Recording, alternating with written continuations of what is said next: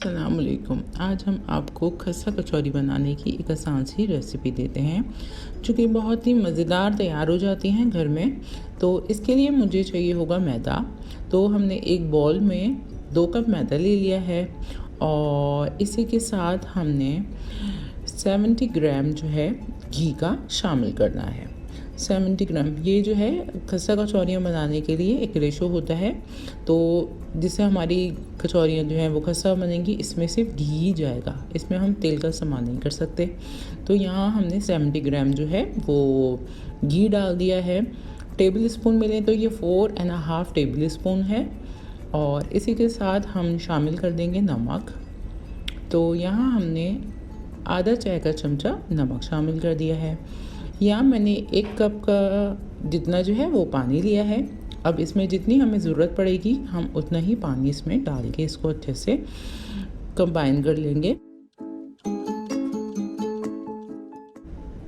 आटे को जो है वो इस तरह से समेटते जाना है, थोड़ा थोड़ा पानी डाल के हम समेटते जाएंगे। ना तो इसको हमने हार्ड गूंदना है, ना हमने इसको सॉफ्ट गूंदना है, हम इसको एवरेज गूंदेंगे। और इसको जो है इस तरह से ही इतने पानी में जितना हमें चाहिए होगा तो हम इस तरह से समेटते चले जाएंगे। हमने इस आटे को जो है वो इस तरह से समेट लेना है अच्छे तरीके से। हमने इस पर कोई मुक्की नहीं लगानी है, हमने इस तरह से बस अच्छे से समेटना है ताकि हमारा डो जो है वो एक स्मूथ सा डो बन जाए। ना कि ये हार्ड होगा, ना कि ये सॉफ्ट होगा, ये मतलब एवरेज होगा। और हमने इसको इस तरह से समेट लिया है और इसके बाद हमने एक इस तरह से बोल की शक्ल दे दी और इसके बाद हमने इसके ऊपर लगाना है हल्का सा घी। ऊपर नीचे हल्का सा घी हमने ग्रीस कर दिया और इसके ऊपर अब हम लेंगे एक वेट टॉवल और हमने इसको इसके ऊपर हमने डाल देना है। तो हमने इस आटे के ऊपर जो है वो टॉवल जो है डाल दिया और अब 30 मिनट्स के बाद इसकी जो है डो की वो ये शक्ल आ जाएगी। यहाँ हम आ जाते हैं कचौरियों की फिलिंग की तरफ।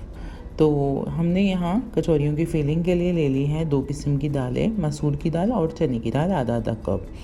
इसको हमने सोक कर लिया था। अब मैं इसके अंदर शामिल कर रही हूँ 1/4 चाय का चमचा हल्दी पाउडर। इसके साथ ही हमने आधा चाय का चमचा जो है वो साबुत ज़ीरा जो है वो शामिल कर देना है। और इसी के साथ हम जो है आधा चाय का चमचा यहाँ कुटी हुई लाल मिर्च को शामिल कर देंगे।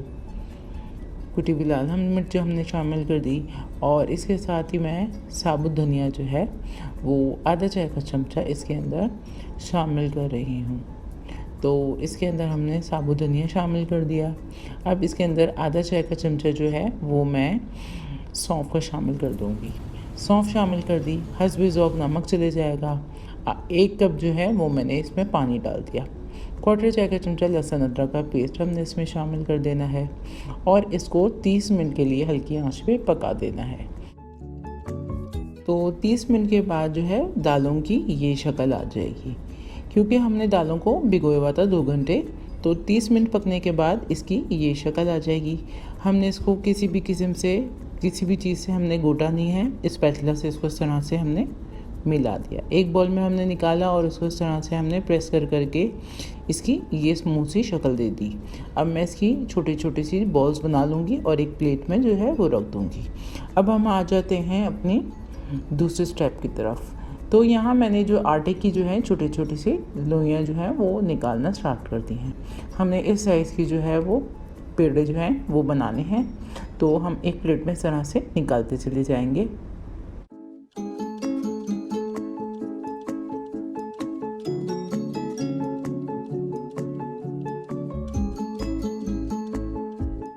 तो हमने जो है ये आटे की एक लोई उठाई इस तरह से और हमने इसको इस तरह से हथेली से प्रेस किया और इसके अंदर अब मैं शामिल कर दूंगी ये दाल की बॉल।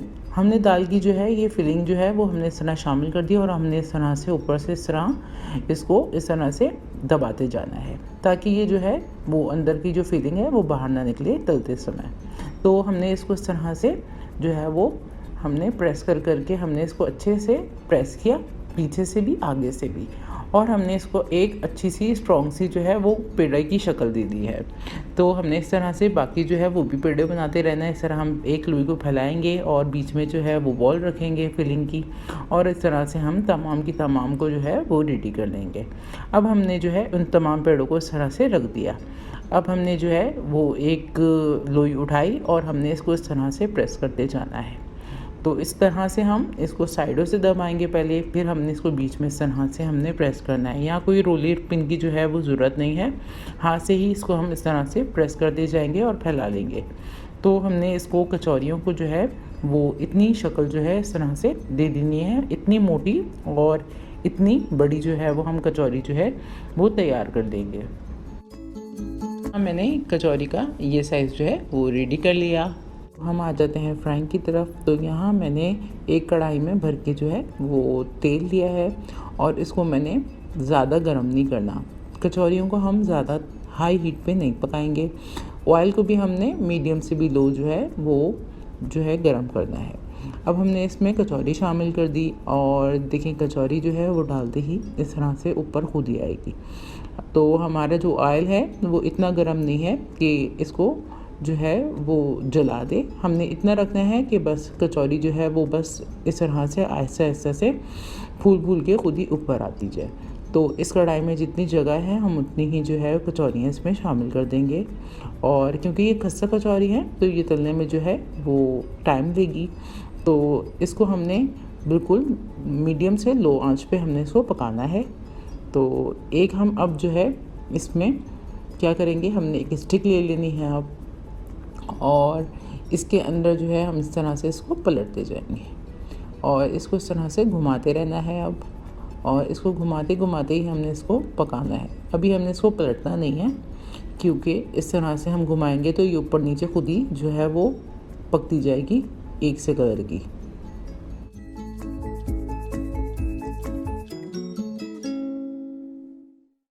कचौरियाँ जो है हमारी इस तरह से खुद ब खुद फूलती जा रही हैं।